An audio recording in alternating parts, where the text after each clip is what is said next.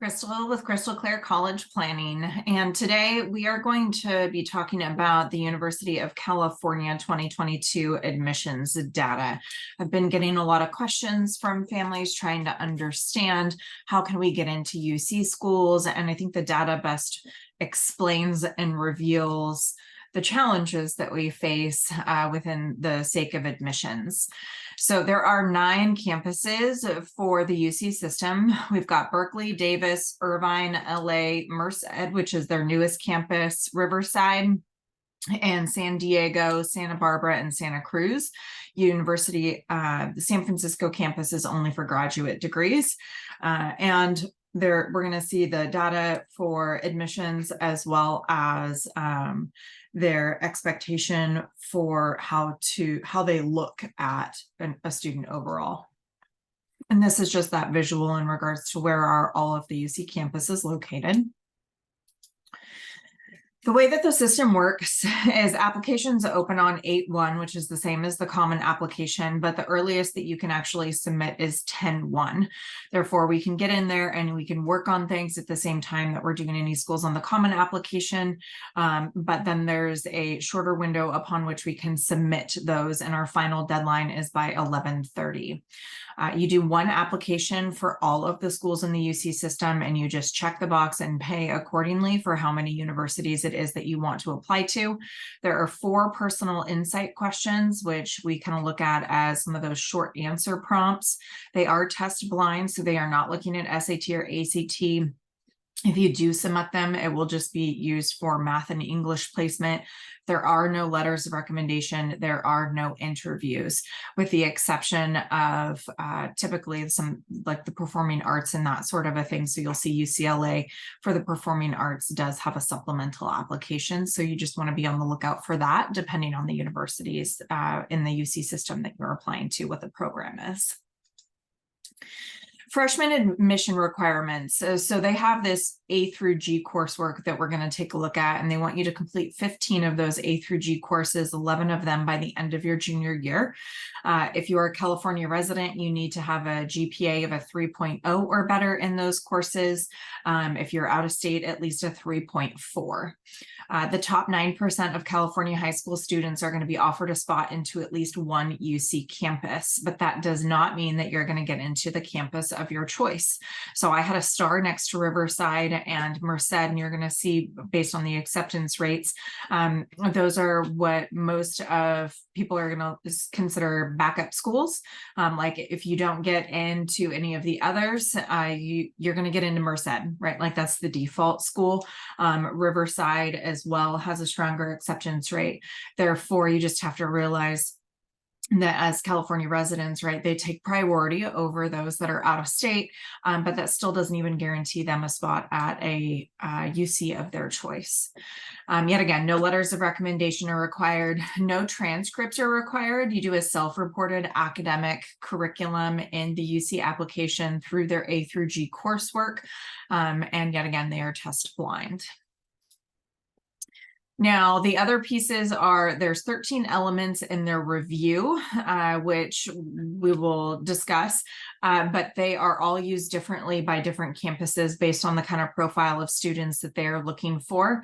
That overall GPA from those A through G coursework, and then the content and performance in those courses. So going above and beyond the minimum of those A through G requirements, which you're going to see really has one of the biggest impacts for the sake of admission. The more courses that you take and the harder those courses are. So AP and IB, that's running start, is actually going to elevate your opportunities for admissions. And so that is something that we're going to break down by campus. So you're going to make sure that you watch to the end so that you understand what are those resources that are available to you, and you can really see how that data breaks out. So factors considered still: identification by UC as being ranked in the top 9% of the high school class. So this is for California residents. Yet again, the quality of what you're taking for senior year, even though, so yet again, the level of rigor of your coursework, and then the academic performance that you have relative to the opportunities that are available to you at your high school. So they are not going to, it's not going to hurt you if your school doesn't offer the AP and the honors. They recognize that. And then, of course, outstanding performance in one or more specific subject areas. So they like to see, yet again, that strength. All right, which then the other side of this is outstanding work in one or more special projects in any academic field of study. There is, when you think about the activities section and what it is that you can express within that in anything that you have done. This is those special talents, the skills, interest, demonstrating leadership, or any other pieces that are going to contribute to the intellectual vitality of a campus, right? So this is very broad, but this is really taking and thinking about, and this is why we have students work on that resume as well, because you're putting together all of those pieces that then show how you're going to show up on campus, and they want you to think about it at the UC schools from this perspective, especially since how there is so much other factors that are limited in what they are looking at, based on, not having test scores and not having any of those other things. Completion of special projects undertaken in the context of high school curriculum or in conjunction with an event, project, or program. And of course, then accomplishments that are sharing experiences in special circumstances and geographic location of your school and residence, which what we think about there too is, I'm going to say like the Merced campus tends to have more of the farming families, that's a little bit more rural, right? Kind of in a different location. So also just kind of thinking about which school are you near. If you're a California resident, some of that piece can also come into play. Now, these are some resources that are in your College Planner Pro portal as well. For California residents, they can plug in their course curriculum to be able to see which classes count in terms of the A through G. Unfortunately, for those that are out of state, we don't have a pre-approved course list because they do this by high schools out of the focus of California, but we can still get a general idea of what those are, and we can start to play with that. Primarily by also looking at this GPA calculator. So when you open that up, you have an ability to play around with how the UC schools are going to weight your GPA based on those courses that you took, just to get an idea. So that's an opportunity for you to kind of just see where things fall. But more importantly, too, is understanding what the A through G is, and then how they're looking at our GPA accordingly. So the GPA calculation is made off of the 10th and 11th grade coursework. Summer after 9th grade and 11th is included. So if you did do a summer course that falls into that, then they will use that in terms of a GPA calculation. But then they cap how many honors courses that they are going to allow us to have, increasing our GPA. So they only allow us 8 semesters of honors, AP, and IB. Honors calculates out for California residents, but for out-of-state students, the honors, if your school has, English honors and that's what you took, they don't look at that. For the sake of our out-of-state calculation, they're only going to look at AP, IB, and running start as an opportunity to count those. But because UCLA and UC Berkeley are so competitive, they will actually allow students to come in with an uncapped GPA. So you will see GPAs at those campuses significantly higher because they're allowing more semesters of those rigorous courses. And yet again, that GPA requirement for in-state versus out-of-state accordingly in terms of a minimum, but in order to be competitive, we definitely need it to be higher than that. The A through G courses you're going to see here are defined as A, history, B, English, C, math, D, science, E, language other than English, F, visual and performing arts, which is often very important in recognizing for those that are out of state that you need to have 1 year of the same visual art. So that would be photography 1 and photography 2. Doesn't matter whether you took it freshman year and senior year, as long as it happened in your high school curriculum.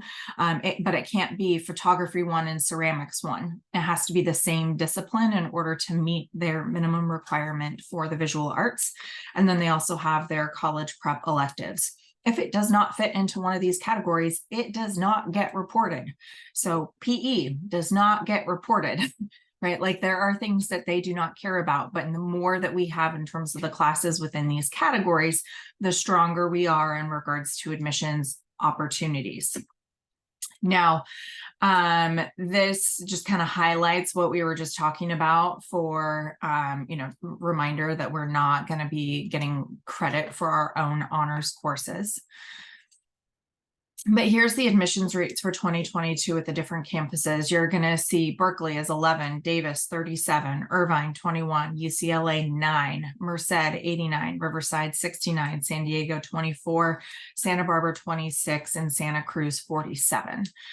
So, that is yet again why Berkeley and UCLA, most competitive. They uncap their, they want to see, the full picture in regards to the honors curriculum for students. And then you'll see Merced and Riverside with those strongest admittance rates, and often those backup UC school options. But as we break down this, we're going to take it one step further after this, but this starts to show you then why there is such an impact on these two primary components for the sake of admissions at a UC school. The number of A through G courses that you take is important, and the number of those that are honors is also important. So here you're going to see some that are circled. You're going to see percentage of California resident that get admitted with 25 or more. Remember, the minimum was 15, but to have 25 or more, this is the California resident versus our out of state. So at Berkeley, the highest acceptance rates across the board were if you had 25 or more of those A through G courses, and if 10 or more of those were in honors, right? And that's for that uncapped side, right? So you're going to see that those are going to be some of the strongest acceptance rates, not 15, it's 25. And then it's going to be the same in terms of the LA campus, right? Like the highest percentage for admittance. And then also in terms of the most that they had offered for 10 or more for the sake of honors courses. And then you're going to see for San Diego and Santa Barbara, for out of state, especially in order to be most competitive, having more than 25 was important. It didn't have and we'll see this full comparison here. San Diego over here for strongest acceptance with number of honors courses being 10 or more. Now, the full breakdown of this within the A through G courses, this I think gives that reality check around opportunities for getting in, right? So you're going to see first column is in-state, second is out of state. This is for the 25 or more. That's what we were just looking at. Now, if you look down here and you see for 20 to 24 A through G courses, if you were in California resident, and you only had 20 to 24 and not 25. Now for Berkeley, it goes from an acceptance rate of 62 in-state to 37%. Out of state goes from 87 to 11%, right? That is a significant shift, right? So even having less, right, only by marginal, it drastically changes our opportunity for acceptance into those campus. And therefore, you're going to be able to see this as that breakout side by side, and that our best opportunity in terms of getting in is having 25 or more A through G courses. If you look at students that have less than 20, the acceptance rates are essentially non-existent. right? Like you're not getting in, that's not going to happen. We call this a unicorn moment, right? Like we could potentially get in if there's something else that stands out about our application. But if they're looking at the strength in terms of how many A through G courses we have, that is really where we need to be, is that 25. And then they do it based off of those number of honors courses and the ability to get accepted for in-state versus out-of-state. So having 5 to 9 honors courses versus having 10 or more, right? Yet again, you can see a big difference, 79% versus 15%. And even for in-state, right, it's 63 versus 34. Therefore, the rigor of your curriculum is also very important to the UC schools. This is also showing the residency conversation, because most people are always like, well, don't they let in more kids from out of state in order to benefit financially, right? Like to get more money. And the answer is actually by law, California has a cap where they're only allowed to admit 18% of students from out of state. You'll see some of the ones that are highlighted though. So like Irvine, LA, and San Diego did admit more students, but that's because in order to yield and get the correct percentage for their incoming freshman class, they allowed more in, expecting that some were going to drop off so that they would be at that percentage that they're supposed to be in order to qualify, like in order to meet the state requirements. Oh, but I did want to point out on this as well. You're going to see, right, how many applicants were there for these different campuses. We had 131,000 applicants just to San Diego. All right, we had 128,000 just to Berkeley, right? There weren't as many at Merced and Riverside or Santa Cruz in comparison, but you're seeing this is hundreds of thousands of students applying to these universities. Therefore, you know, if our out-of-state cap is at 18% in terms of the kids that are getting in, it yet again just shows that challenge, and yet again the importance of doing what we can for the sake of admissions, which is going to be the rigor of our coursework, thinking about this sooner rather than later, especially if we're interested in the California schools. But then it's going to be our 4 short answer prompt questions, as well as making sure that our activities are well represented so they can see all of those details that we were talking about earlier. And here are some really great resources, and I'll put these in the link as well. And these are also in the files in College Planner Pro, and we're going to be talking about them when we go through our bootcamp sessions. But you can see that there's also specific admissions requirements broken out by campus. So you can see those details. And if you're a California resident, there is admissions data by high school. So those schools that are more apt to get in. And then just overall those factors that are reviewed for the sake of admissions. So these are all key components in regards to how we best represent ourselves for the sake of the UC school admissions.